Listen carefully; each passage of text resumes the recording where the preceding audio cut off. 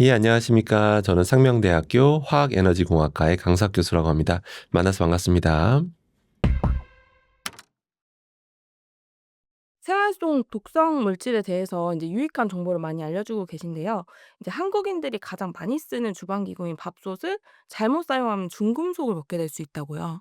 사실은 이제 밥솥의 가장 핵심이 그 내솥이잖아요. 근데 내솥 같은 경우에는 여전히 가장 많이 쓰이는 게 알루미늄 기반인 경우가 있고 아니면 스테인리스 기반인 경우가 있습니다. 근데 알루미늄이든 스테인리스 기반이든 이제 코팅되어 있는 경우가 많아요. 왜냐면 이제 청소가 세척이 좀 용이하게 하기 위해서 이제 코팅하는 경우가 있는데요. 이제 문제는 이제 코팅이 벗겨졌을 때 좀 문제가 생깁니다.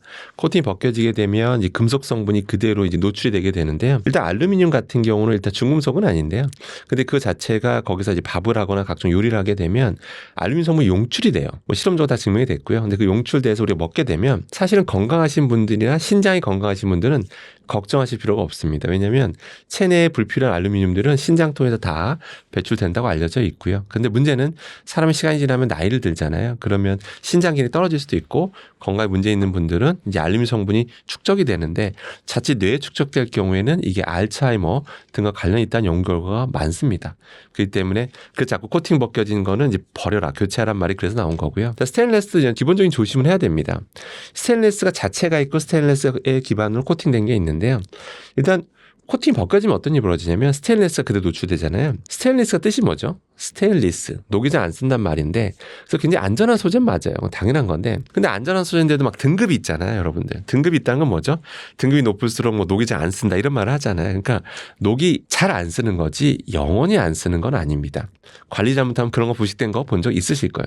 저도 한 살면서 한 2번 정도 그런 적이 있었는데요. 왜냐하면 그 산도나 염분이 높은 음식에 계속 오랫동안 접촉해 있으면 서서히 이제 부식을 일으키게 됩니다. 그래서 초기에는 걱정하실 필요는 없어요. 한 1, 2년 정도 지나면 자칫 이제 불구스러운 기운이 보일 수가 있어요. 그 부식이 일어났다는 거니까요. 그런 경우에 반드시 미련 없이 교체하시는 게 가장 좋고요. 그다음에 항상 이제 세척에 좀 신경 써야 됩니다. 그러니까 미세한 호흡 사이에 음식물들이 껴있는 경우가 있어요. 눈에 보이진 않지만 미세하게 껴있는 경우가 있으니까 조금 더 세척에 신경 써야 된다라고 생각하시면 좋을 것 같고요. 그다음에 이제 잘못된 습관이 결국 이제 코팅이 안 벗겨지게 하는 게 중요한 건데 보통 저희가 실험을 해봐도 이게 그냥 음식하는 동안, 그러니까 밥이 되는 동안은 걱정하실 필요는 없어요. 그 코팅 소재가 테플론이라 굉장히 안정성이 높은 소재입니다. 그렇게 만만한 소재는 아니에요. 그런데 저희 실험 같은 걸 보면 우리가 세척할 때 우리 철수세미나 이런 걸 박박 문지르잖아요. 그럴 때 보통 조금씩 계속 떨어져 나옵니다. 눈에 보이지 않는 것들이 계속 떨어져 나와서 시간 지나면 완전히 벗겨지는 일이 벌어지게 되는 거죠. 그래서 세척할 때는 물에 충분히 불린 다음에 그다음에 이제 부드러운 솔로 문질러 주시는 게 제일 중요하겠습니다. 쌀을 내솥에 이제 바로 담고 거기서 헹구시는 분들도 굉장히 많잖아요. 그게 되게 안 좋은 습관입니다, 사실은. 그러니까 기본적으로 코팅된 소재가 굉장히 안정하고 굉장히 기계정보성 좋은 소재인데 초기에는 괜찮은데 시간 지나면 조직이 좀씩 약해지는 게 좀 있어요. 근데 거기다가 밥을 쌀을 씻는다든지 이렇게 하게 되면 그렇게 조금씩 떨어져 나오는 게 생깁니다. 그렇게 되면 점점 이 코팅이 얇아지게 되고 결과적으로는 금속이 그대로 노출될 수가 있기 때문에 거기다 내솥이 물리적으로 어떤 힘을 가하는 그런 것들, 마찰이 일어나는 것들은 안 하시는 게 제일 좋습니다. 그럼 이제 알루미늄 코팅이 아니라 스테인리스 소재로 된 내솥은 그나마 좀 괜찮다고 볼 수 네, 있어요? 맞습니다. 그나마 됐는데 이제 순수 스테인리스 소재 같은 경우는 저도 참고로 집에 제 제품이 순수 스테인리스 내솥인데요. 좋긴 한데 유일한 단점이 있습니다. 이게 세척하는 시간이 좀 오래 걸려요. 예, 확실히 그대로 밥을 한 다음에 나중에 물에 충분히 불려놔도 상대적 코팅 소재보다는 벗겨낼 때 시간이 좀 오래 걸리는 편입니다. 그러니까 단점은 있고요. 근데 기본적으로 항상 한 2년 된 제품은 저도 이제 수시로 가끔씩 관찰을 합니다. 불구스러운 게 보이는지. 그러면 그건 부식이 일어났다는 증거니까요. 그때 미련 갖지 마시고 반드시 교체 사용하시는 게 제일 좋고 요새 세상이 좋아져서 모든 전기밥솥 회사에서 내수만 따로 팝니다. 그래서 별도로 그냥 구매하시는 게 제일 좋습니다. 그럼 이제 유효 기간은 한 2년 정도로 보면 될까요? 아니요, 딱히 정해진 건 사실 없어요. 근데 왜 사람마다 사용한 게 다 다르거든요. 세척을 정말 잘하시는 분들은 정말 오래 가요. 뭐 10년까지도 걱정 안 하셔도 될 수도 있습니다. 그런데 관리 잘못해서 뭐 대충 세척하시거나 이런 경우들은 거기 이물질들이 많이 껴있거나 음식이 잔여물, 특히 산도나 염분이 높은 음식이 혹시라도 많이 껴있다면 그런 것들은 좀 서서히 성능을 좀 단축시키거든요. 그래서 보통 2년 넘어가면 관찰하시는 습관을 가지시는 게 좋습니다. 실리콘 조리도구가 되게 유해 성분에서 안전하다 이렇게 알려져 있는데 이거를 쓸 때 또 주의할 점이 있다고요. 오일 실리콘 소재는 기본적으로 안전한 거 맞습니다. 안전한 거 맞고요. 도대체 얼마나 안전하길래 우리 몸에 넣겠습니까? 성형 보형물로 쓰는 그 소재가 바로 그 실리콘 소재입니다. 그 안전성에 대해서는 걱정하실 필요가 전혀 없어요. 실제로 이게 뭐 산성도 높은 음식이나 염분이 높은 음식에 딱 닿았다고 해서 뭐 환경 호르몬이 나온다든지 유해 화학물질이 나오는 거 아닙니다. 만약 그랬다면 정부에서 사용 못 하겠겠죠. 근데 사용하게 하잖아요. 그렇기 때문에 그런 건 걱정하실 필요는 없어요. 다만 이제 두 가지만 조심하시면 됩니다. 두 가지가 뭐냐면 바로 첫 번째가 잔류세제입니다. 일반 다른 플라스틱과 비교해 봐도 이 실리콘 소재가 잔류세제가 더 잘 붙습니다. 저희가 실험해 봐도 확실히 화학 특성상 더 잘 달라붙어요. 계면활성제가. 그래서 대충 생궈서는 나중에 용출 실험해 보면 그대로 뿜어져 나옵니다. 나중에 우리가 조리하는 과정에서 불필요하게 먹을 필요도 없는 세제를 먹는 거거든요. 그래서 반드시 세척은 좀 더 꼼꼼하게 하실 필요가 있습니다. 그래서 흐르는 물에 마지막에 뽀드득한 느낌이 날 때까지 충분히 헹궈 주시는 것도 제일 중요하고요. 두 번째가 뭐냐면 바로 미세 플라스틱입니다. 사실은 우리가 쓰는 실리콘 소재가 사실 플라스틱이에요. 실리콘. 정확히 따지면 폴리실록센이라 불리는 플라스틱인데요. 또 좀 더 정확하게 얘기하면 PDMS라고 하는 소재입니다. 고분자 소재인데요. 시간이 지나면 조금씩 분해 현상을 피할 수가 없어요. 그럼 그런 분해 현상이 피할 수 없는 상황에서 우리가 조리를 하거나 뜨거운 열에 좀 닿게 되면 떨어져 나오는 게 생깁니다. 그게 바로 실리콘 미세 플라스틱이에요. 다들 경험이 있으실 거예요. 실리콘 소재 뭐 주걱이나 뭐 이런 건데 시간 좀 닳아 있는 거 본 적 있으실 거예요. 예, 그런 것들이 다 조금씩 떨어져 나왔기 때문입니다. 그게 다 미세 플라스틱이고요. 참고로 다른 종류의 미세 플라스틱의 위험성은 유해성은 연구가 정말 많이 됐습니다. 최근에 많이 됐는데 실리콘 미세 플라스틱 우리가 먹을 일이 없다고 생각했는지 전세 연구자들이 연구한 게 거의 없어요, 사실은. 근데 다른 독성 결과 참고해 보면 실리콘 미세 플라스틱에서 지속적으로 많이 먹었을 때는 위험성이 나올 가능성이 100%입니다. 제가 봤을 때 100%이기 때문에 불필요한 미세 플라스틱 안 먹는 게 좋겠죠. 그렇기 때문에 가장 중요한 거는 실리콘 이런 소재는 영구적인 게 아니라고 보셔야 돼요. 왜냐면 우리가 사용하는 게 좀 극한 환경이거든요. 다양한 뭐 산도 높은 곳들은 직접 닿기도 하고 뜨거운 열에 가끔 닿기도 하잖아요. 그렇기 때문에 극한 환경이기 때문에 체내에 들어갔을 때 환경하고 다릅니다. 그래서 이거는 주기적으로 교체해서 쓰는 제품이다. 소모성 제품이다 생각하시고 흠집이 좀 눈에 띄게 보이면 미련 없이 교체해서 사용하시는 게 제일 중요합니다. 나무 주걱이나 나무로 된 주방기기가 조금 더 안전할까요? 나무 주걱, 뭐 나무 도마, 뭐 나무 젓가락, 나무 수저 굉장히 많은데요. 저희도 실험해 보면 이거 자체는 뭐 크게 문제가 되진 않는데 이게 세제를 머금는 정도가 이 실리콘하고 차이도 다릅니다. 실리콘도 많이 머금지만 상대로 훨씬 더 비교할 수 없을 정도로 나무 식기류들은 세제 그 안에 기공이 너무 많아서 우리는 충분히 헹궜다 생각하는데 다시 용출 실험을 해보면 어마어마한 세제가 뿜어져 나옵니다. 그래서 그걸 다 같이 먹는 거고 다시 우리가 그걸 조리하거나 음식 닿게 되면 세제가 다시 뿜어져 나오기 때문에 이런 나무 식기류는 역시 세척에 더 신경 쓰셔야 된다고 생각하시면 되겠습니다. 그래서 저는 그래요. 이런 나무 식기류는 좀 별도의 세제로 닦으시라고 주방 세제 말고 그냥 뭐 먹을 수 있는 세제도 있잖아요. 뭐 베이킹 소다라든지 이런 거 정도로 하시는 것도 한 방법이고요. 그다음 중요한 거는 이게 되게 이런 미생물 번식을 되게 잘해요.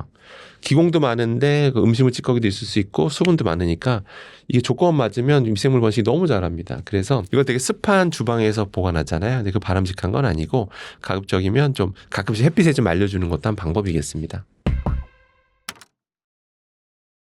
국내 여성 폐암 발병의 주된 원인이 주방 환경 때문이라는 말씀 해주셨는데 가스레인지를 안 쓰고 인덕션을 써도 유해 물질에 좀 노출될까요? 일단 좀 차근차근 하나 말씀드리면 일단은 우리나라 폐암 환자 남자는 약 70%가 흡연자입니다. 흡연자고. 그래서 우리 어려서부터 담배 많이 피지 말라는 얘기 많이 들었잖아요.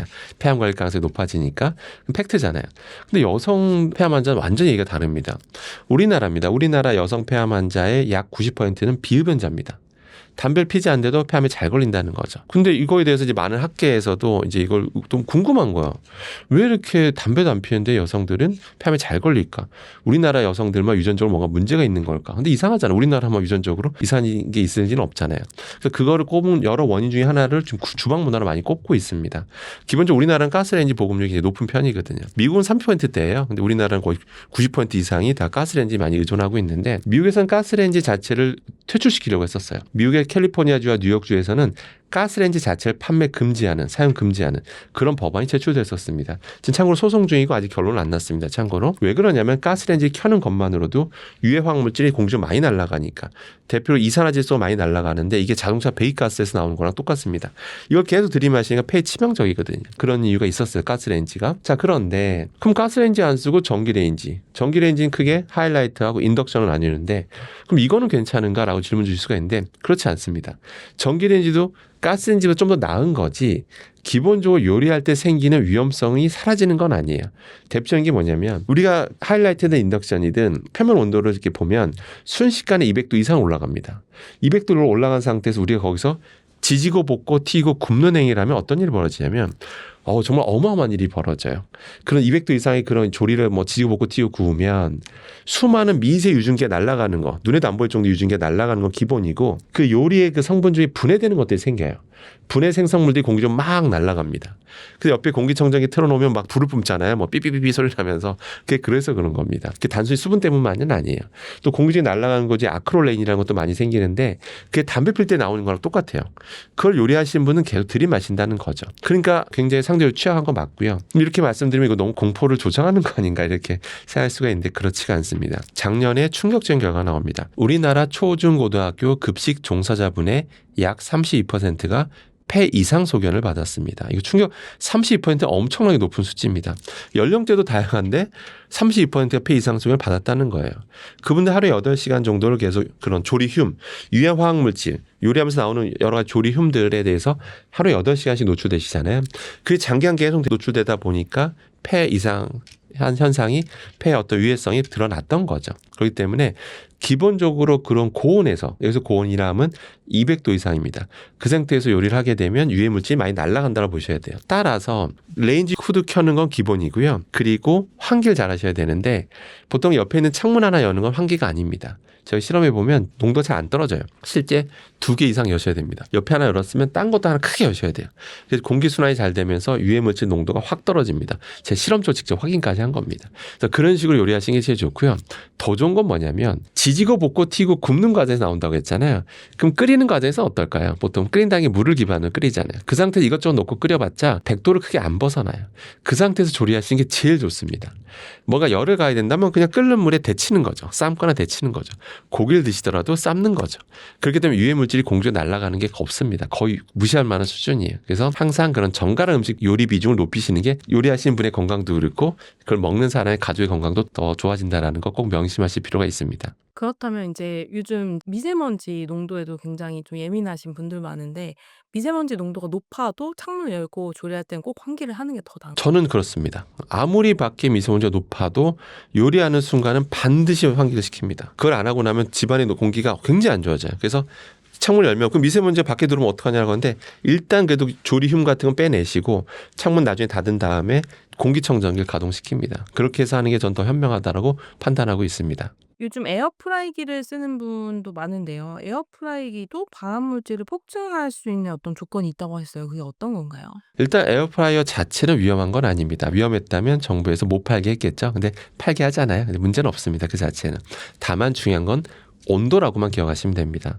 사실은 이제 그 안에서 우리가 탄수화물 특히 많은 음식을 이제 조리하게 되면 그 120도 이상이 노출되면 자칫 그 안에 어떤 아스파라긴이라고 하는 어떤 아미노산이랑 어떤 당과 어떤 화학 반응을 일으키게 돼요. 그러니까 120도 넘어가면 복잡한 화학 반응을 통해서 아크릴아마이드라고 하는 EA 발암물질이 형성됩니다. 1군 발암물질 바로 밑에 단계 2A 등급인데요. 그 정도로 어떤 발암성이 명확히 드러나 있는 그런 유해화학물질이 많이 생성돼요. 그래서 이런 얘기 다 한 번쯤 들어보셨을 거예요. 뭐 이런 의학계에서 우리가 오래 살기 위한 10계명 하면 항상 튀긴 음식 뭐 그런 거 좀 조심하라는 얘기 다 들어보셨잖아요. 그 이유 중에 하나가 바로 아크릴아마이드라는 유해화학물질인데 그게 120도 이상에서 형성이 되거든요. 그 에어프라이어 이용하실 때는 가급적 120도 이하로 설정하는 게 좋은데 120도 이하로 설정할 건 그거 왜 쓰냐 이런 얘기도 많거든요. 그래서 기본적으로 그 정부의 지침도 있어요. 정부에서 현실적으로 190도 정도 설정하되 좀 시간을 좀 적당히 이렇게 좀 조절할 수 있게끔 좀 이렇게 최대한 짧게 하게끔 그런 지침들이 다 있습니다. 그래서 근데 저 같은 경우는 보통 이제 가급적인 150도, 현실적으로 한 150도 정도 설정해 두시고 좀 최대한 조리 시간 짧게 가져가시는 게 아크릴아마이드 생성량을 획기적으로 줄일 수 있는 방법이다라고 참고하시기 바라겠습니다. 이 말씀을 들으면 다들 '아 그럼 전자레인지를 쓸까? 그게 더 나을까?' 이렇게 생각하실 수도 있을 것 같은데 그럴까요? 전자레인지 같은 경우 물을 이제 기본적으로 진동시켜서 물 분자를 진동시켜 열을 발생하는 원리고 그러니까 물을 기반인데요. 저게 물이 좀 많은 상태의 것을 이제 전자레인지 돌리게 되면 실제로 크게 그 뭐 또 100도 이상 안 올라가기 때문에 뭐 괜찮습니다. 그게 문제가 안 되는데 자칫 이제 수분 함량이 좀 적은 상태에서 뭐 돌리는 것들이 생기게 되면 그러니까 국소적으로 가야 되는 경우가 생겨요. 그래서 뭐 이론적으로 뭐 120도, 150도까지 순간적으로 올라가는 부위가 생길 수 있다고 알려져 있어서 해당 부위에서 그런 아크릴아마이드 같은 것들이 생성될 수가 있는 건 뭐 사실이긴 합니다. 그런데 뭐 에어프라이에서 높은 온도로 지속적으로 하는 것보다는 좀 낫다라고 판단하시면 되겠습니다. 기본적으로 좀 수분 많은 거 돌리시는 게 제일 나아요. 전자레인지 같은 경우는. 밥을 많이 해 가지고 한 번에 해서 냉동했다가 데워 먹는 인제 그런 습관을 가지신 분들도 많은데 이 냉동 지퍼백, 냉동 플라스틱 용기 사용할 때 이제 엄청난 미세 플라스틱이 나온다고요. 보통 이제 뭐 밥뿐만 아니라 뭐 여러 가지 음식들을 정말 약간 소분해 가지고 지퍼백에 넣어 놓고 딱 냉동실에 보관하면 편하잖아요, 사실은. 네. 그런 집들이 굉장히 많은데 특히 이제 냉동실에 들어가게 되면 자칫 수분이 많은 상태의 음식들이 이제 지퍼백에 직접 닿게 되면 그 상태로 이제 굳어 어는 경우 다 있잖아요. 다 이제 어는 거 많이 보셨을 텐데 그 상태로 꺼내서 탁 바로 개봉하잖아요. 그러면 그 붙어있던 미세 플라스틱이 엄청나게 떠져 나옵니다. 그 비닐로부터. 물론 그게 대부분 다 PE, 폴리에틸렌 플라스틱인데요. 아무튼 그것도 이제 관련 독성도 계속 나오고 있는 추세거든요. 그래서 그걸 과량 먹게 되는 거기 때문에 그렇게 하지 마시라고 항상 당부하는 편입니다. 그래서 항상 그런 냉동된 거는 지퍼백을 꺼냈을 때는 일단 해동하라고 그래요. 해동하는 거 그냥 찬물에 그냥 물에다가 잠깐만 담궈 놓으시면 녹잖아요. 그러면 그 다음에 탁 개봉하게 되면 미세 플라스틱 발생량을 현저하게 줄일 수 있기 때문에 그것만 조심하시면 되겠습니다. 그리고 이제 그러면 이것도 한 방법이에요. 그럼 소분을 어떻게 하면 좋냐라고 하셨을 때 요즘 스테인리스 기반 용기에다가 뭐 그런 데다 소분해 놓으시는 것도 한 방법일 것 같습니다. 냉동한 거를 해동하지 않고 바로 인제 전자레인지에 데운다거나 이런 과정에서도 미세 플라스틱이 나올까요? 지퍼백이라면 지퍼백에서 완전히 얼려진 상태에서 해동하게 되면 당연히 엄청 다시 열이 가해지는 가스이 떨어져 나오는 게 생깁니다. 그렇기 때문에 그것도 바람직한 방법은 아닙니다. 그래서 항상 제가 말씀드릴 때 플라스틱 직접 닿은 상태에서 특히 비닐류 같은 거 음식 직접 닿은 상태에서는 가급적이면 특히 랩 같은 건 더더욱 좀 전자레인지 바로 돌리지 말라고 말씀드립니다. 그리고 또 저희가 많이 인제 일상생활에서 또 음식점에서 플라스틱 얇은 그 사발면 용기 같은 플라스틱 그다음에 스티로폼 얇은 게 파킨슨병 발병과 연관이 있다고요. 최근에 굉장히 충격적인 연구가 나왔습니다. 일단 미세 플라스틱 관련된 연구는 지금 폭발적으로 체계적으로 이루어지고 있는데요. 그중에서 PS, 폴리스타이렌이라고 하는데요. PS 미세 플라스틱의 연구가 좀 최근에 굉장히 활발하거든요. 왜냐하면 여기저기 워낙 많이 쓰니까요. PS라고 하면 좀 느낌이 잘 안 오시는데요. 커피 일회용 뚜껑 그 덮는 것도 PS고요. 가장 유명한 게 바로 스티로폼입니다. PS라고 하는 플라스틱을 발포 과정을 거쳐서 그 안에 기공을 많이 만든 게 바로 이제 PS라는 플라스틱인데요. 그게 이제 스티로폼 용기다 보니까 우리가 만두 포장 용기 아니면 우리가 그 약간 스티로폼 느낌 나는 사발면 용기 있잖아요. 그런 것들이 다 PS라고 보시면 됩니다. 그래서 그런 용기들 겉면을 보면 뭐 폴리스티렌 또는 폴리스타이렌이라고 보통 다 적혀 있습니다. 근데 그거 아무래도 이제 그런 미세 플라스틱 우리가 은연중에 많이 노출되고 있는 건데 최근에 어떤 결과였냐면 보통 그동안의 독성 실험 결과는 동물한테 왕창 먹여봐요. 그래서 독성 보고 이거 되게 위험하네 이렇게 판단하는 경우가 많은데 작년에는 좀 충격적인 게 뭐냐면 우리가 일반적으로 자연계에 존재하는 농도, 폴리스타이렌 농도를 동물에 한번 이제 노출시켜 본 거예요. 동물에 노출시켜 봤더니 실제 어떤 인지 기능 관련된, 그러니까 어떤 그런 그러니까 인지 기능보다 그 당장 그 파킨슨병과 관련된 어떤 유사한 행동들을 보이더라. 그래서 실제 메커니즘 보니까 실제 파킨슨병과 유사한 그런 어떤 움직임을 보이는 거를 그 연구진이 최초로 밝혔는데 그게 작년에 나옵니다. 잘 아시는 것처럼 파킨슨병에 걸리게 되면 상대적으로 또 인지기능 저하 연결될 가능성이 어떤 중증 인지기능 저하 연결될 가능성이 크다라고 알려져 있잖아요. 그래서 파킨슨병이 그래서 위험하다고 알려진 건데 그와 유사한 행동을 볼 수 있다라고 알려져 있습니다. 물론 동물 실험 결과이기 때문에 사람한테 바로 아직 적용할 수는 없겠죠. 근데 추후에 연구가 많이 될 것으로 보이는데요. 아무튼 이런 결과도 나온 만큼 가급적이면 먹으라 만든 거 아니니까 최대한 노출될 가능성을 최소화하는 게 제일 좋겠죠. 그 사발면 용기 같은 건 특히 이제 벽면을 긁거나 우리가 뭐 하다 보면 마찰이 자꾸 일어날 수밖에 없잖아요. 특히 젓가락을 긁거나 이런 것들은 좀 하지 않는 것이 가장 바람직하고요. 전 장기적으로 이런 사발면 업계 그런 그 용기 업계가 장기적으로 바꿀 것으로 저는 확신을 합니다. 왜냐하면 이런 이슈도 다 알고 있거든요. 그래서 당장 못 바꾼다라고 하더라고요. 이유가 용기가 바뀌면 맛이 바뀐다라고 합니다. 그래서 당장 바뀌기 좀 어렵다고 하니까 근데 시간 지나면 바뀔 거는 저는 확신합니다. 만두 포장 용기도 가급적이면 그냥 가서 드시라는 거죠. 만두를. 네, 그래서 그런 약간 스티로폼 느낌 나는 그런 용기에 포장하는 거는 가급적 지양하시길 바라겠습니다. 그럼 그 배달 용기도 같은 재질인가요? 아닙니다. 배달 플라스틱 용기는 다 이렇게 겉면에 보시면 다 PP 또는 PE라고 적혀 있는데요. 요새 PP를 제일 많이 씁니다. PP는 폴리프로필렌의 약자인데요. 정부에서도 허락하고 있는 소재입니다. 심지어 뭐 정부에서도 그렇죠. 전자레인지에 돌려도 괜찮다라고 인정하고 있어요. 그 이유가 뭐냐면 PP나 P는 제가 실험해봐도 그렇고요. 전자레인지 일반적에서 발생하는 온도로는 뭐 유해화학 물질이 나오거나 환경 호르몬이 나오거나 그런 거 아닙니다. 그래서 정부에서 허락하고 있는 건데요. 근데 문제는 뭐냐면 이제 그런 배달 용기를 아깝다고 계속 씻은 다음에 계속 여러 번 이제 사용하시는 경우들이 있는데, 근데 그렇지 안 하시는 게 좋습니다. 왜냐하면 배달 용기들마다 되게 말랑말랑하잖아요. 기본적으로 상대적으로 좀 그 기존 모습이 떨어져요. 그래서 이거 오래 자꾸 반복적으로 사용하다 보면 조직들이 끊어지는 게 생길 수밖에 없습니다. 그러면 나중에 그런 상태에서 음식을 담거나 뭐 전자레인지 돌리게 되면 떨어지는 것들이 생겨요. 그게 바로 미세 플라스틱이고요. 그래서 일회용으로 나온 거는 일회용으로 쓰시는 게 제일 좋고, 분리수거 환경 걱정되신다면 분리수거에 더 신경 쓰시는 게 제일 좋습니다. 문득 드는 궁금증이 그런 알루미늄 호일로 이렇게 덮어주거나 하는 경우도 있는데 그런 건 좀 괜찮을까요? 바람직한 건 아닙니다. 알루미늄 호일에 직접 닿게 되면, 특히 음식 중에 뭐 염도 높거나 산도 높은 게 직접 닿게 되면 그 알루미늄 성분이 용출이 돼요. 이미 뭐 실험적으로 다 증명이 됐는데요. 재밌는 실험 한번 집에서 해보셔도 좋습니다. 오늘 알루미늄 호일에다 이렇게 딱 놓고 김치 있죠. 집에 있는 김치를 국물과 함께 딱 포개해 보세요. 넣고 이렇게 딱 놓으세요. 그러면 그리고 어디 뭐 그릇에다 이렇게 올려놔 보면 그 다음날 되면 이 알루미늄이 뚫려져 있습니다. 알루미늄 호일이 한번 그 국물이 뚝뚝 떨어져 있는 거를 확인하실 수가 있습니다. 그만큼 그러니까 녹여내는 거예요. 쉽게 해서 용출된다라고 보시면 되겠습니다. 집에서 쓰는 비닐랩과 배달 식당에서 업소용으로 쓰는 비닐랩의 유해도가 다르다고. 유해도를 떠나서 일단 소재가 다릅니다. 가정용 랩 같은 경우에는 거의 PE라는 소재가 평정을 했고요. 저기 뒤에 그 겉면을 보시면 LLDP라고 적혀 있어요. 근데 그때 P죠. P가 이제 폴리에틸렌이라는 건데 그 PE 소재여서 이제 음식에 이제 보통 다가소리에 쓰고 있는 건데, 업소용 랩은 좀 다릅니다. 업소용 랩은 PE 랩을 안 써요. PVC 랩을 제일 선호합니다. 그 이유가 뭐냐면 아마 중국 음식점 같은 거 가셨을 때 포장하는 모습을 본 적 있으실 거예요. 뭐 쫙쫙 늘어나잖아요. 쫙쫙 늘어나고 되게 잘 붙어요. 거기에 접착력이 굉장히 좋습니다. 쭉쭉 늘어난 성질도 너무 좋고요. 가정 랩을 하면 그런 느낌을 받을 수가 없어요. 그 이유가 뭐냐면 일단 PVC 랩이 좋은 게 일단 가소재만 넣어주면 쫙쫙 잘 늘어나죠. 그다음에 접착력 너무 좋죠. 그 다음에 방담성이 너무 좋아져요. 방담성이라는 게 뭐냐면요. 그러니까 마트에서 고기 살 때 고기가 있으면 역시 랩으로 포장돼 있잖아요. 근데 만약에 포장돼 있는데 습기가 차 있다고 한번 생각을 해보세요. 살까요? 안 살까요? 사람들이. 안 사겠죠? 습기가 차면 신선해 보이지가 않잖아요. 그걸 방담성이라고 그래요. 근데 PVC 랩으로 하면 습기가 안 찹니다. 가정용 랩으로 감싸면 습기가 찹니다. 습기가 차면 사람들이 안 사요. 그렇기 때문에 어쩔 수 없이 PVC 랩을 쓸 수밖에 없다라는 거죠. 그럼 PVC 랩은 가소제라는 게 무조건 들어있어요. 안 쓰는 PVC 랩은 없습니다. 항상 이슈가 되는 게 프탈레이트 가소제인데요. 프탈레이트 가소제는 환경 호르몬입니다. 참고로. 근데 그걸 소량 써는 게 일단 불법은 아니에요. 불법은 아니고요. 근데 그게 기름진 거라든지 뭐 이런 것도 뜨거운 열기에 직접 닿게 되면 서서 용출이 됩니다. 그동안 계속 이슈가 됐었는데요. 그다음에 국내 그 PVC 랩 업계에서는 프탈레이트 가소제를 안 쓰는 추세가 됐어요. 요즘 쓴다는 국내 업체 찾기가 어렵습니다. 거꾸로 얘기하면. 근데 문제는 우리가 식당이나 이런 마트 갔을 때 그게 국산 랩인지 뭐 해외산 랩인지 우리가 알 수가 있나요? 눈으로 봐서는 알 수도 없습니다. 수입산 랩이 얼마나 돌아다니는지도 알 수도 없어요. 참고로. 근데 문제는 중요한 게 있습니다. 친환경 그럼 가소제가 있지 않느냐라고 질문 주시는데요. 친환경 가소제조차도 실제로 독성 결과가 최근에야 나옵니다. 그러니까 결론은 먹으라고 만든 거 아니면 안 먹는 게 좋다라는 게 가장 핵심이라고 보시면 되고요. 결론은 우리가 마트에서 고기 같은 거 감싸진 거 사잖아요. 그럼 보면 보통 당일 포장하거든요. 그런 대형마트들은. 그러면 집에 오면 랩을 제가 벗기라고 그래요.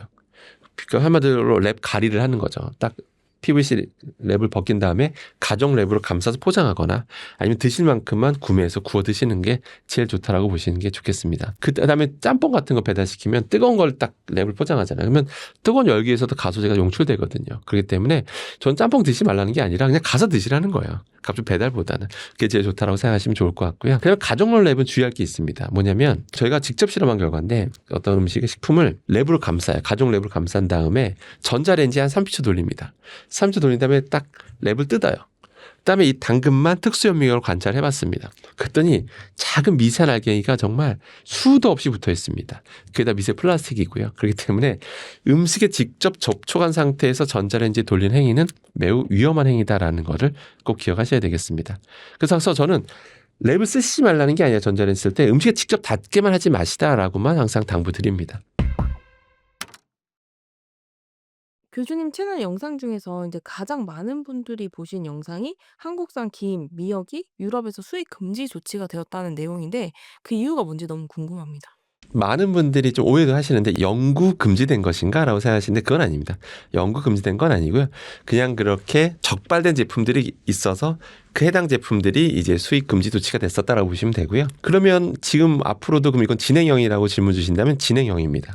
예, 앞으로도 계속 이런 일들은 벌어질 겁니다. 또 어느 날 갑자기 뭐 독일에서 또는 스페인에서 한국산 특정 해조류 제품을 수입 금지 조치했다. 이런 것들이 계속 발생할 겁니다. 참고 유럽은 어떤 나라에서 그런 금지 조치가 되면요. 해당 유럽 전역 회원국들이 다 그 자료를 공유합니다.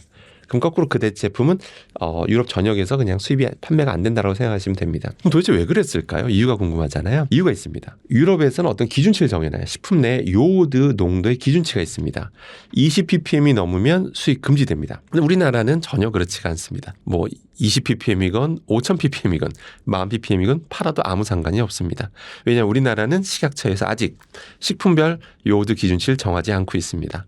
정했다가 뭐 여러 가지 문제가 생길 거로 좀 생각을 하는지 산업에 타격을 줄 수도 있다고 생각을 하는지 또 한참 K푸드라고 잘 나가고 있는데 찬물을 끼얹는 건 아닌지 이런 이유 때문인지 모르겠어요. 근데 우리나라는 기준치가 없습니다.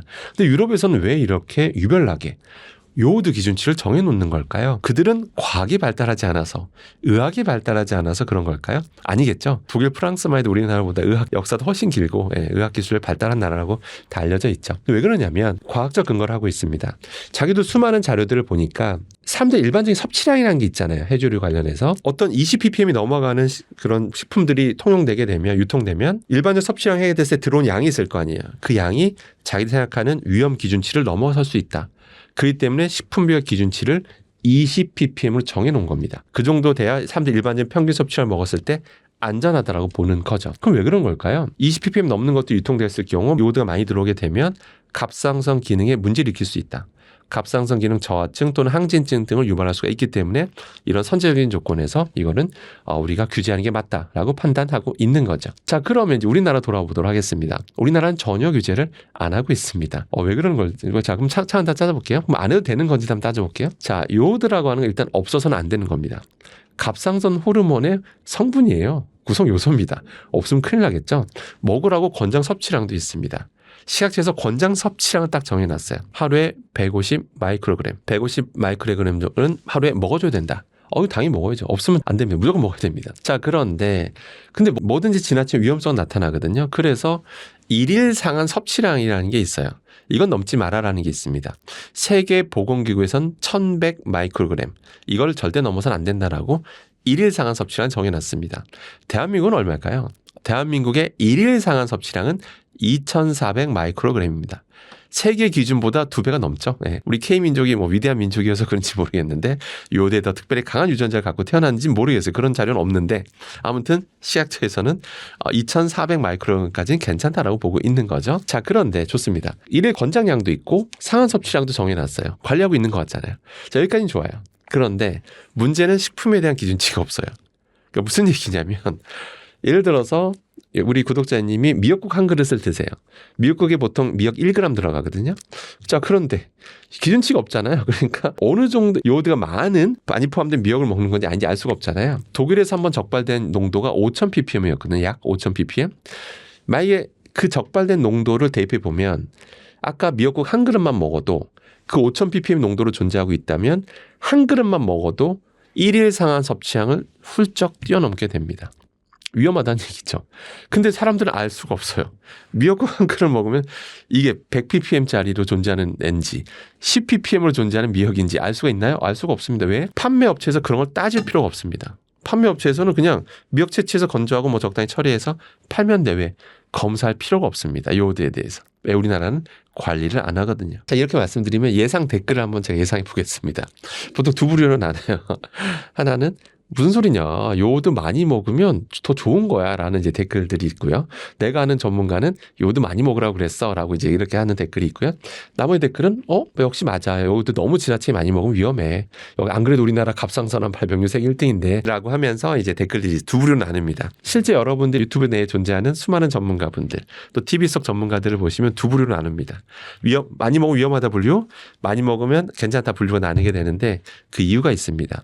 실제로 그들은 요오드를 뒷받침하는 논문들이 실제로 존재하기 때문입니다. 많이 먹으면 오히려 좋다라는 논문들이 있어요. 많이 먹으면 위험하다는 논문들이 실제로 각각 존재합니다. 그러니까 너무 혼란스럽죠. 이거 많이 먹으라는 거야, 적게 먹으라는 거야.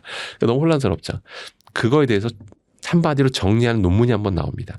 2023년도에 우리나라 삼성서울병원에서 충격적인 연구 결과를 발표합니다. 더 충격적인 건 해당 연구 결과가 언론 보도가 안 됐습니다. 그게 더 충격적이어서 저는 사실은. 보통 엄청 충격적인 결과가 나오면 보도자료를 내보내거든요. 여기저기 뿌리잖아요. 잘 아시잖아요. 그런데 안 뿌려요. 그래서 사람들이 잘 몰라요. 그럼 그 연구 결과를 제가 한번 소개해 드리겠습니다.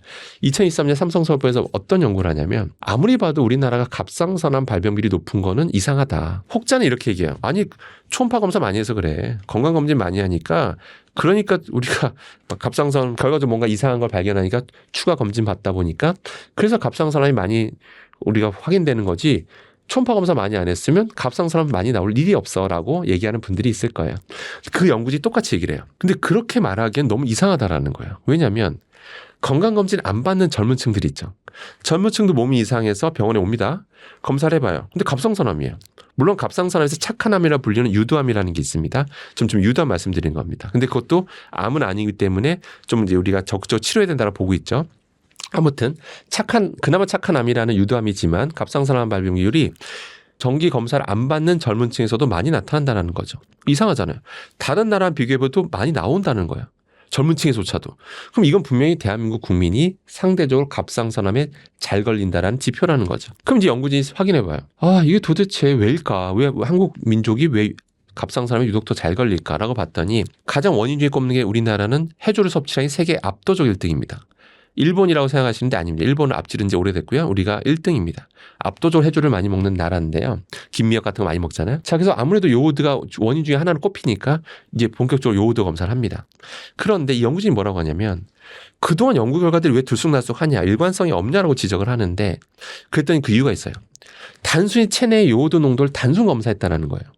자, 보세요. 내가 예를 들어서 물을 많이 먹은 데 검사하면 당연히 소변 속의 요오드 농도가 희석되겠죠. 땀을 많이 흘린 경우에서 하게 되면 요오드가 또 농도가 진해져요. 그런 상태에서 검사를 하니까 일관성 없게 나온다라는 거 지적을 합니다. 그 연구진이 뭐라고 하냐면 삼성서울병원 환자들 이제 새로 조사를 합니다. 사람 많잖아요. 손님이 많잖아요. 대주군이 있고 멀쩡한 사람도 있고 신규 갑상선암 환자를 비교해 봅니다. 했더니 실제 체내 요오드 농도를 어떻게 보냐면 보정해서 봐요. 그 크레아틴이라는 화학물질이 있는데 소변 속에 존재하는 크레아틴 농도로 보정해서 요오드 농도를 다시 관찰해 봅니다. 그랬더니 실제로 보정해서 보니까 체내 요오드 농도가 높은 사람일수록 갑상선암에 걸릴 가능성이 확실히 상관관계가 있다는 것을 이 연구진이 최초로 밝힙니다. 2023년에 사이언티픽 리포트라는 저널에 이제 드디어 발표가 됩니다. 심지어 젊은 층에선 더 그 상관관계가 더 뚜렷하게 나타나더라라는 게 밝혀졌다라는 거죠. 그래서 결론은 요오드는 없어서는 안 되는 중요한 건 맞지만 대한민국은 세계 1위 압도적 섭취량이 많은 것도 팩트고요. 그렇기 때문에 이거에 대해서는 지나친 섭취량은 분명히 우리가 경계해야 된다는 건 팩트라는 거죠. 근데 우리가 지나친 섭취량을 우리가 따질 수가 없어요. 왜? 평균적으로 내가 섭취량을 먹었을 때 얼마나 내가 요오드를 먹게 되는지 알 수가 없죠. 왜? 식품을 관리를 안 하니까요. 제가 식품업계 미역업체여도 그냥 팔면 돼요. 이게 1000ppm 나와도 5000ppm 나와도 그냥 팔아도 아무 문제가 없는 게 대한민국 현실입니다. 근데 저는 제 장담하건대 몇 년 지나면 이런 것들이 규정이 생길 걸로 저는 100% 확신합니다. 근데 아직은 뭐 K푸드에 찬물 끼얹는 것 같아서 아마 안 하는 것으로 현재 판단하고 있습니다. 요오드가 많은 식품은 이런 김이나 미역 같은 해조류인가요? 네, 맞습니다. 일단 해조류에 압도적으로 좀 많아요. 다른 애들 거에도 좀 조금씩 있지만 압도적으로 많은 게 김미역입니다. 화학자가 참치김밥을 절대 안 먹는 이유가 있다고 하셨는데 그 이유가 무엇인지. 좀 절대 안 먹는 건 아니고요. 앞에 놓여져 있으면 뭐 먹습니다. 일부러 찾아 먹는 비율이 좀 적다. 이렇게만 좀 이해해 주시면 될 것 같고요.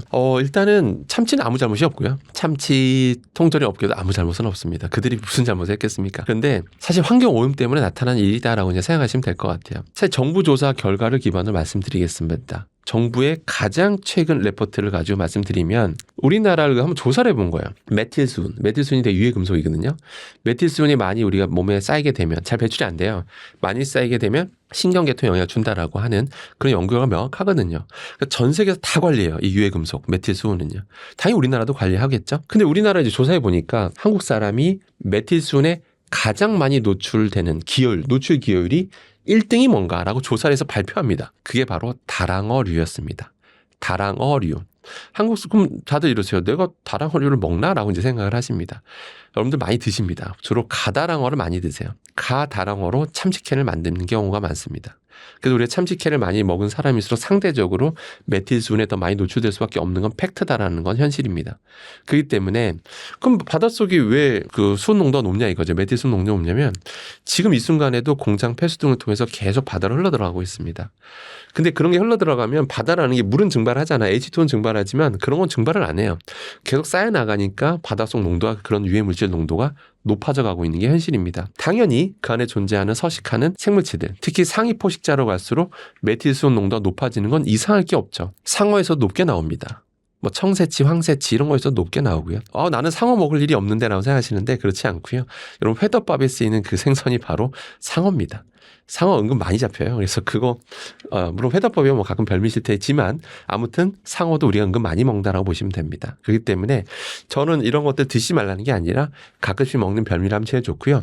한 가지 좀 팁을 드리겠습니다. 확실한 방법 좀 알려드릴 건데요. 우리가 참치캔을 딱 땄을 때 그 참치가 이제 그 가다랑어가 이제 보통 기름, 보통 식용유, 보통 카놀라에 많이 쓰거든요. 카놀라에 보통 담겨져 있을 텐데 이렇게 오랫동안 담겨져 있으면 서서히 좀 빠져나오는 게 좀 있어요. 사실은 생선 내에 수많은 성분이 빠져나오면서 중금속도 좀 빠져나오는 게 좀 있어요. 그래서 저는 국물은 드시지 말라고 그래요. 일단 첫 번째. 가끔 국물이 카놀라유라 몸에 좋아요 드세요라고 하는 경우도 있지만 전 그 말에 동의하지 않습니다. 드시지 말라고 하고요. 그다음에 그 자체를 가급적이면 우리가 뭐 김치찌개 같은 데 많이 넣잖아요. 넣게 되면 막 팔팔 끓이잖아요. 그런 과정에서 또 안에 중금속들이 좀 저감된 효과가 실제 나타납니다. 실제 저감되고요. 그래서 살코기만 드시는 거예요. 살코기만 먹으면서 얻는 이점이 있잖아요. 우리가 건강상 이점이 있는 것도 팩트고요. 그렇기 때문에 그렇게 좀 삶은 다음에 건더기 위주로 드시는 국물 같은 건 드시지 않는 게 좋다라고 참고하시기 바라겠습니다. 그럼 참치 외에 또 주의해야 할 뭐 해산물이 있을까요? 참고로 그리고 먼저 이 얘기 좀 말씀드리고 싶은 게 최근에 역시 2025년에 되게 좋은 되게 유익한 연구 결과가 또 나왔는데 뭐냐면 이 수산물 이슈가 우리나라만 이슈는 사실 아닙니다. 뭐 수산물 우리나라만 먹는 것도 아니고 다른 나라도 다 먹어요. 먹는 경우가 많은데 그래서 한번 어떤 연구진이 분석을 해본 거예요. 뭐라고 했냐면 과연 우리가 수산물 먹으면서 얻는 이점도 있지 않냐. 뭐 불포화지방산도 많고 심혈관계에 도움되는 것도 분명히 있을 텐데 오메가3 뭐 이런 것도 있고 그러면 과연 이게 무조건 해로운 것만 있는 거냐. 중금속 때문에 아니면 건강상 이점이 있는 거냐 따져봤더니 한번 정말 수많은 분석을 해보니까 이 연구진이 뭐라고 하냐면 확실히 이 수산물 먹으면서 얻는 이점이 있다라고 말을 해요. 건강상 이점. 실제 오히려 그런 육식들 많이 하는 것보다는 동물성 그런 거 너무 지나치게 이런 소닥돼지 많이 먹는 것보다 오히려 이런 비율이 좀 늘어나는 게 심혈관계 측면에서는 좋은 점이 있다라고 분명히 얘기를 합니다. 하지만 그 사람이 뭐라고 하냐면 그 연구진들이 하지만 그 안에 존재한 중금속의 위험성이 사라지는 건 아니다라고 얘기를 해요. 그럼 그게 뭐냐. 특히 상위 포식자 같은 건 너무 지나친 섭취는 조심하자. 또 민간계층 뭐 수유부라든지 임산부라든지 어린아이들라든지 이런 계층 노약자층이라든지 이런 경우는 좀 조심할 필요가 있다. 이게 조심이라는 건 뭐냐면 결국 섭취량을 뭐든지 위험성은 노출량과 노출 횟수와 관련돼 있습니다. 그러니까 노출량, 노출 횟수를 좀 적당히 줄이는 게 좋다. 예, 그런 게 한마디로 가끔 먹는 별미라면 뭐가 문제가 있겠냐. 결국 이게 핵심인 거죠. 그래서 뭐든지 지나치면 좋지 않다라고 생각하시는 게 제일 좋습니다. 그러니까 결국 상위 포식자들, 상위 포식자들이 좀 조심할 필요가 있고 별도로 한 가지만 더 말씀드리면 중금속 중에서 카드뮴이라는 게 있어요. 발암물질인데 카드뮴이라고. 근데 이런 것들이 특히 육지 근처에서 우리가 양식하는 게 있잖아요. 굴과 꼬막, 굴꼬막 몸에 좋은 거 많은데 이게 카드뮴 중금속 측면에서 보면 그렇지만은 않습니다. 농도가 너무 높게 나와요. 정부 조사에서 뭐라고 발표했냐면 1등이 굴이었고요. 2등이 꼬막이었습니다. 그 정도로 카드뮴 농도가 너무 높게 나와요. 어쩔 수 없어요. 육지 근처. 안 그래도 우리나라는 제조업이 뭐 엄청 발달한 나라죠. 세계 공장, 중국, 뭐 베트남, 뭐 인도네시아도 일본도 많이 발달했지. 우리나라도 제조업 강국이지 않습니까? 그러니까 아무래도 육지 근처에서 양식하는 것들에서 카드뮴이 높게 나오는 건 이상할 게 없다라고 보시면 됩니다. 그럼 그런 걸 먹지 말아야 될까요? 그건 아닙니다. 역시 그걸 생으로 먹는 것보다 팔팔 끓이라고 말씀드립니다. 굴국밥 팔팔 끓이잖아요. 그럼 팔팔 끓이면 국물보다는 좀 건더기 위주로 드시는 게 제일 좋은 방법이다라고 생각하시면 되겠습니다. 그렇다면 혹시 이런 육지 말고 뭐 북극해나 이런 다른 데서 수입하는 생선들은 조금 더 괜찮을까요? 되게 좋은 질문 주셨는데요. 실제로 사실 이 바닷물이 중금속만 이슈가 있는 건 아닙니다. 그 안에 또 여러 가지 또 다른 이슈가 있는데 대표적인 이슈가 요즘 과불화, 화물. 이게 요즘 굉장히 큰 이슈입니다. 영어로는 약자로 PFAS, PFAS라고 부르는 게 있는데요. PFAS는 등록된 종류만 4,000종이 넘습니다. 종류가 너무 많아요. 예, 정말 다양한 분야에서 많이 쓰이고 있고요. 뭐 전자제품 만들 때도 쓰고, 방수우리 만들 때 쓰고, 가죽 소파 뭐 만들 때도 쓰고, 이게 열정 안정성도 굉장히 좋고, 내구성도 좋고, 잘 분해가 안 돼요. 이게 영어로 forever chemical이라는 별명도 있습니다. 영원한 화학물질이라고 해요. 그만큼 바다로 딱 노출이 돼도 자외선 받아도 분해도 안 돼요. 몸에 들어도 분해도 안 돼요. 잘 안 되고 배출되는 데 시간도 오래 걸리고 막 그러거든요.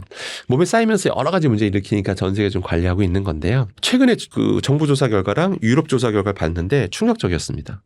유럽 인근에서 나온 수산물하고 우리나라 인근에서 나온 수산물이 과부하화물 농도만 봤으니 차이가 크더라고요. 확실히 제조의 발달한 우리나라에서 나온 게 검출률도 높고 확실히 거의 오염도도 높았습니다. 그게 팩트고요.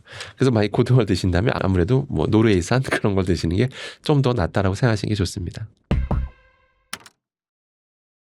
저희가 일상 쪽에 정말 많이 먹는 생수병, 물병 이런 쪽에서 미세 플라스틱이 많이 나온다고 알려져 있는데 그럼 정수기 물을 먹으면 안전한지 궁금합니다. 일단은 여기도 좀 보면 이렇게 페트병 생수가 놓여져 있는데 많이 쓰시잖아요. 그래서 저는 참고로 이렇게 텀블러 들고 다니면 이거 꼭 영상 내보내 주시기 바라겠습니다. 저도 많이 이것 좀 홍보하는 편이고 다들 텀블러 들고 다니자는 운동 캠페인을 벌이고 있는데요. 이것만 들고 다니셔도 여러분들 페트병 생수 꽤 많이 줄이실 수 있습니다. 일단은 페트병 생수는 무조건 미세 플라스틱이 나온다 그렇게 생각하시면 됩니다. 무조건 나옵니다. 많이 나오고요. 이미 뭐 검증 다 끝났습니다. 용기에서 나올 수밖에 없어요. 자, 그럼 이런 질문 주세요. 아니 정수기 필터도 플라스틱인데 거기 통과된 물도 미세 플라스틱 덩어리겠네? 라고 생각할 수가 있는데 일단 다행인 거는 정수기에 쓰이는 필터가 플라스틱이 일반 플라스틱은 아닙니다.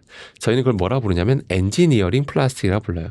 굉장히 내구성이 좋고 기술물성이 이제 뛰어난 소재들입니다. 거기에 물이 통과되자마자 막 수십억 개 미세 플라스틱 뿜어져 나오면 정부에서 못 팔게 했겠죠. 예, 그런 소재는 아닙니다. 근데 일부 떨어져 나오는 건 있을 수 있어요. 가끔씩 뭐 떨어져 나오는 게 있을 수 있는데 그래서 실제 현미경 관찰하면 큰 것들이 좀 잡힐 때가 있어요. 근데 그거는 덩치가 큽니다. 대부분 다. 세계보건국에서 뭐라고 했냐면 150 마이크로미터 이상 되는 큰 미세 플라스틱 먹어도 흡수가 안 돼요. 그대로 장으로 배출된다라고 이미 다 알려져 있고요. 그래서 그다음에 걱정하실 필요가 없는 게 또 정수기 필터는 계속 쓰질 않아요. 이 시간 지나면 석 달이나 뭐 2달, 석 달마다 그 코디네이터 분이 오셔서 갈아주잖아요. 보통 이게 정말 오래되면 이게 정말 분해되면서 떨어져 나오는 게 좀 많을 수 있지만 그 전에 다 교체를 합니다.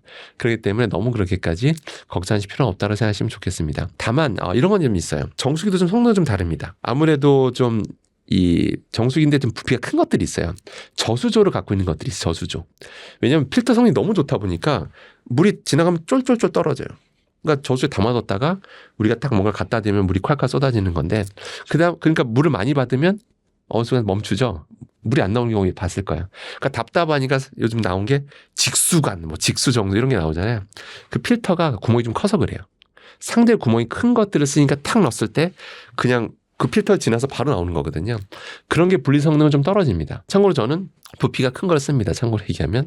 그래서 약간 답답한 정수기가 더 좋은 성능이다라고 보시면 좋아요. 그런데 단점은 뭐냐면 또 성능이 좋을수록 단점은 있어요. 성능이 좋을수록 필터 능력이 너무 좋으니까 이게 얼마나 좋았으면 해수 담수화기까지 쓰이는 소재겠습니까? 바닷물이 지나가면 물만 나오게 하는 게 해수 담수화 기술이 이미 상용화된 기술입니다. 예, 근데 물론 실제 가정용 정수기는 그거보다 기공크기 좀 더 크긴 한데 아무튼 그만큼 필터 능력이 뛰어난 소재예요, 사실은. 그래서 어지간한 미세 플라스틱이니 뭐 유해 물질이 뭐 다 걸러요. 뭐 염소까지 다 걸러니까 참조로. 그러니까 죽은 물이란 말도 있죠. 미네랄도 다 걸르니까 죽은 물이다. 수돗물 대비 죽은 물이란 말도 있는 게 사실입니다. 근데 현실적으로 우리가 수돗물의 수지 상태를 잘 모르잖아요. 수돗물은 깨끗한 물인 건 맞아요. 그런데 우리 집까지 오는 과정에서 수송되는 과정에서 상하성 안에 문제가 생기다 보니까 이게 부식된 경우가 있다 보니까 집집마다 수지 상태가 다 다르다는 거죠. 그러니까 불안하잖아요. 그렇기 때문에 수지 상태가 깨끗한 집이면 드셔도 되는데 수돗물을 그게 아니라면 저는 정수기가 현재로서는 가장 현실적 대안이라고 판단하고 있습니다. 그래서 물을 끓여 먹는 분도 요새 좀 늘어나는 것 같은데 티백을 넣어서 이제 물 대신 차를 이제 우려서 뭐 보리차라든가 이렇게 이걸 생수로 드시는 건 좀 괜찮을까요? 일단은 어떤 뭐 물을 아예 안 먹고 차 드시는 거 이거를 권하는 어떤 전문가는 본 적이 없으실 겁니다. 최고의 음료수는 물입니다. 물을 뛰어넘는 건 있을 수 없어요. 일단 기본적으로 물을 뛰어넘는 거는 그냥 부족한 미네랄은 이제 음식들을 통해서 우리가 식물성 음식에 정말 수많은 좋은 미네랄 너무 많거든요. 뭐 육식에도 물론 있지만 아무튼 그런 충분한 미네랄을 이제 최대한 우리가 평소에 먹는 음식을 통해서 하는 게 현재로서는 바람직하다고 보고요. 티백 자체가 나쁘다는 건 아닌데요. 티백 같은 건 역시 미세 플라스틱 이슈가 좀 있는 건 사실입니다. 그래서 특히 삼각망, 플라스틱 망 같은 거를 딱 뜨거운 물에 우릴 경우에는 엄청난 양의 미세 플라스틱 뿜어져 나오는 건 이미 연구 결과 뭐 나와 있습니다. 그렇기 때문에 저는 사실 티백 같은 거는 차를 먹지 말자는 뜻은 아니고요. 사람들 인식이 좀 바꿀 필요가 있다고 봐요. 우리 삼각망을 쓴 이유가 뭐죠? 편해서거든요. 다 뜨거운 물에 담그면 끝나잖아요. 근데 저는 사람들 인식이 바뀌면 티백 회사에서 애초에 이렇게 팔 것 같아요. 그냥 입만 파는 거죠. 조금만 입만 팔고 스테인리스 망을 뭐 같이 판다든지 끼워서 아니면 요즘 뭐 다이소만 가도 스테인리스 망 판이거든요. 거기다가 입 놓고 뜨거운 물에 우리는 거예요. 그럼 미세 플라스틱 걱정하실 필요도 없고 차에 좋은 성분도 먹을 수가 있고 그래서 저는 인식 개선이 좀 필요하다고 판단하고 있습니다. 그럼 뭐 생분해성 플라스틱으로 만든 망은 괜찮지 않냐고 하실 수가 있는데 좀 가장 유명한 게 PLA 소재가 있는데 그 생분해성 플라스틱이에요.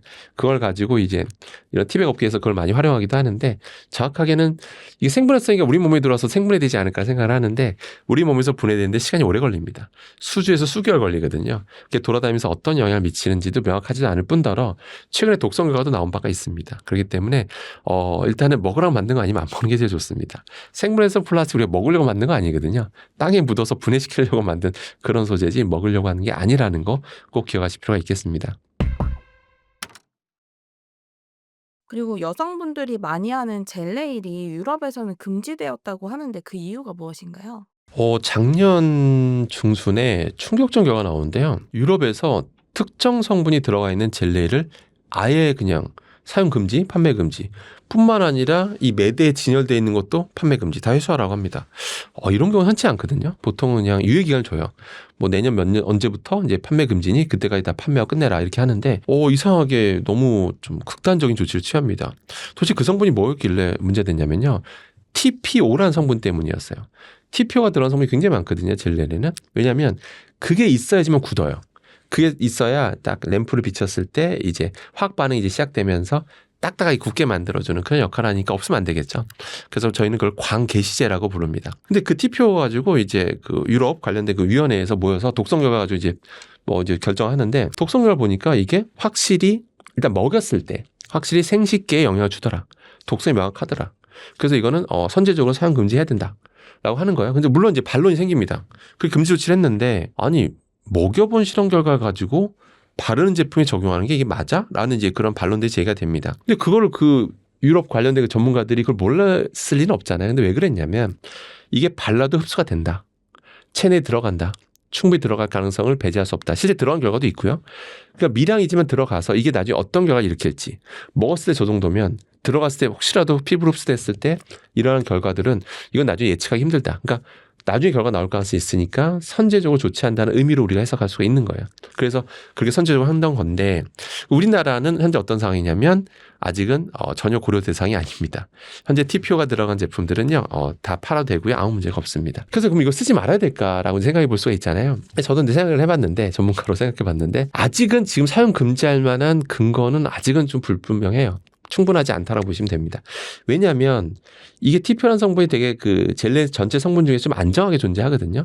발랐을 때 정말 이 침투된 양을 아무리 따져봐도 정말 이건 초극미량이고 바르자마자도 바로 우리가 또 이게 작업을 들어가고 램프 비치고 이런 과정을 따져보면 정말 그 흡수되는 양은 정말 무시할 만한 수준이라고 솔직히 좀 판단이 됩니다. 그래서 아직은 금지할 정도는 아니고 그리고 우리가 또 젤네를 해봤자 정말 이걸 뭐 매일 하는 사람은 없잖아요. 사실은. 많이 해봐야 전대 한 달에 한 번, 두 달에 한 번이잖아요. 그러니까 그 정도 조건에서 현재까지는 저는 괜찮다라고 판단하고 있습니다. 다만 너무 극단적으로 많이 하시는 경우는 뭐 진짜 일주일에 한 번씩 무조건 한다든지 예를 들어서 그런 경우만 아니라면 저는 아직까지는 괜찮다라고 보고 있습니다. 디퓨저를 요즘 정말 많이 선물하기도 하고 많이 쓰는데 이게 사용했을 때 치매 위험이 높아질 수가 있다고요. 일단은 요즘 참고로 치매라는 단어 요새 좀 안 쓰는 이제 추세입니다. 언론계든 의학계에서 치매라는 단어 잘 안 쓰려고 하는데요. 치가 어리석을 치, 매도 어리석을 매.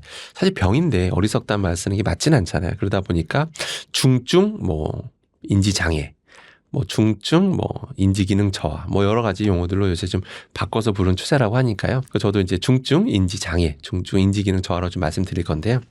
이런 것들을 이제 원인을 이제 많이 찾으려고 노력 중이잖아요. 여러 학계에서.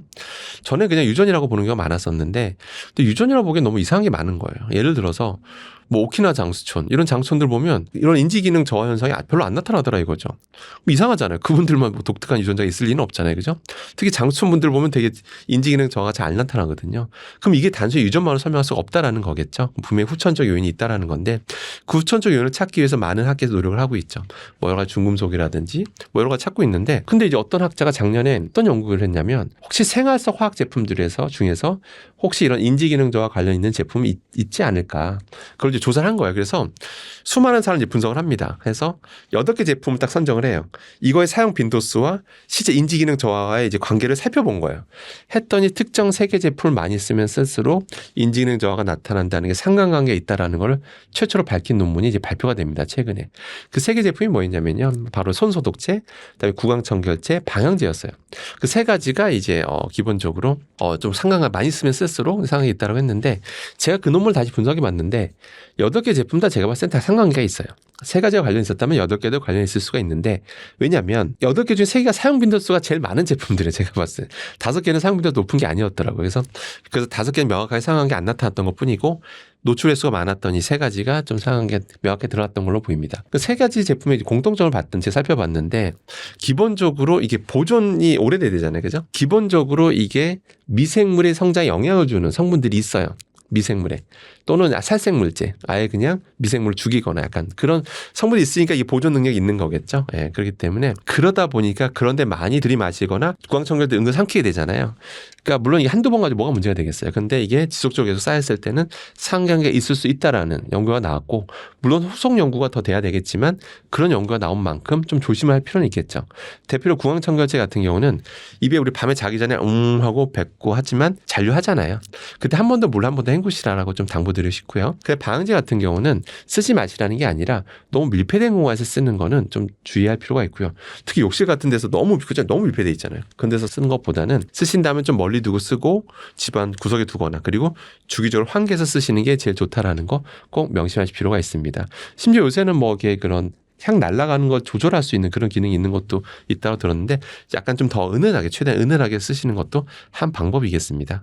층간소음 매트나 또 여성분들 많이 쓰는 요가 매트 이런 것도 좀 유해 성분이 함유될 수 있다고 하셨는데 그게 어떤? 일단은 그런 매트들 보면 여전히 많이 쓰는 게 PVC 계열을 많이 씁니다. PVC 플라스틱을 기반으로 이제 가수제를 넣어서 이제 써서 이제 말랑말랑하게 한 상태로 이제 쓰게 되는데, 뭐 그것까지 문제되지 않습니다. 그런데 문제가 있어요. 가끔 이제 어떤 실험 결과 보면 공기 중에서 프탈레이트가 검출돼서 막 공기 중에 먼지 같은 거 이제 분석해 보니까 프탈레이트 성분이 또 돌아다녀서 문제됐던 적이 있는데, 그게 왜 그러냐면 이게 그런 플라스틱 소재가 처음엔 괜찮아요. 초기엔 괜찮은데 시간 지나면 분해되는 현상들이 생깁니다. 조직이 좀씩 끊어져요. 그 상태에서 우리가 계속 거기 뒹굴고 뭐 문지르고 마찰이 나면 이게 떨어지는 게 생기겠죠. 떨어지는 게 시간 지나면 바람에 날립니다. 그럼 공기에 떠돌아다니겠죠. 먼지에 묻어 돌아다니게 되고, 그래서 공기를 분석해 봤을 때 그런 프탈레트 성분이 검출됐던 게 그래서 나타난 것으로 보고 있습니다. 그렇기 때문에 시간 지나면 공기를 나쁘게 만들 수가 있다는 거죠. 그래서 제품 초기 때는 전혀 걱정할 필요가 없지만, 문제는 이게 오래 써서 막 시간 지나면 다른 거 보이신 적 있잖아요. 다른 거. 그러면 이미 늦은 거고요. 다른 게 눈에 보일 정도면 이미 늦은 거고, 이미 조금 이제 이게 좀 약간 다른 게 슬슬 시작되는 것처럼 보인다라고 하면 미련 없이 교체하시는 게 실내 공기질 측면에서 훨씬 낫다라고 판단하시면 되겠습니다. 그러니까 영구적인 제품은 아니고요. 또 남이 쓰던 거 쓰시는 건 안 하시는 게 좋습니다. 그럼 이런 저희가 생활 속에 많이 쓰는 것 중에 에프클리아나 파스처럼 이제 분사 형태로 되는 것들이 있는데 이런 것들도 좀 위험한 편일까요? 일단은 그런 살충제 성분 자체에 많이 흡입될수록 위험성이 있는 거는 사실은 뭐 부정할 수가 없습니다. 왜냐하면 실제로 영국 연구 결과도 있었고요. 한국 연구 결과에 어떤 게 있었냐면, 특히 농촌 지역 분들 조사를 한번 해봤어요. 농촌 지역 분들 아무리 살충제 같은 이런 걸 많이 뿌리잖아요. 착착착 많이 뿌릴 수밖에 없는데 그 많이 들이마시잖아요. 그죠? 그런 걸 많이 들이마신 사람일수록 인지기능 저하가 확실히 명확하게 드러난다라는 결과가 영국에서 나왔고 한국에서도 나왔습니다. 그런 살균 성분에 많이 들이마실수록 안 좋다라는 게 어느 정도 상황이 있고 또 예전에 최근에 방향제 또 구강청결제 관련된 연구 결과도 나온 만큼 기본적으로 고농도로 지속적으로 들이마시는 건 안 좋다라고 보고 있습니다. 그래서 저는 이걸 어떻게 쓰시라고 말씀드리고 싶냐면 이걸 쓰면 유용하게 쓰면 좋아요. 뭐냐면 보통 그걸 뿌려놓고 그 안에 주무시지 마시고 우리가 침실이 보통 따로 있잖아요. 거실에서 안 주무시잖아요. 침실에서 미리 좀 뿌려놔요. 그럼 문 닫아놔요. 그럼 숨어있던 모기가 다 죽습니다. 그 다음에 좀 숨을 참고 들어간 다음에 자기 전에 창문을 열어요. 다 방충망 있잖아요. 방문 살짝 열어요. 순간 환기돼서 그 냄새를 빼는 겁니다. 그 사이 모기 들으면 어떡하냐는데 그건 어쩔 수 없어요. 그래도 빼신 다음에 최대한 뺀 다음에 그 안에서 주무시는 게 저는 가장 현실적이라고 보고요. 그걸 계속 씩 뿌려놓은 상태에 주무시거나 아니면 뭐 그걸 계속 켜놓고 주무시는 거는 좀 바람직하지 않다라고 보고 있습니다. 저는 상명대학교 화학에너지학 강사학 교수고요. 오늘 너무 즐거운 시간이었습니다. 참고로 제가 드린 내용들이 제가 쓴 책에 다 나와 있는데요. 지금 당시의 몸이 위험합니다라는 책을 최근에 제가 출간했는데 뭐 전국 도서관에 다 비치가 돼 있습니다. 빌려보셔도 되고요. 그래서 한 번씩 읽어보시기를 권해드리도록 하겠습니다. 저는 또 다음에 좋은 내용을 찾아뵙도록 하겠습니다. 감사합니다.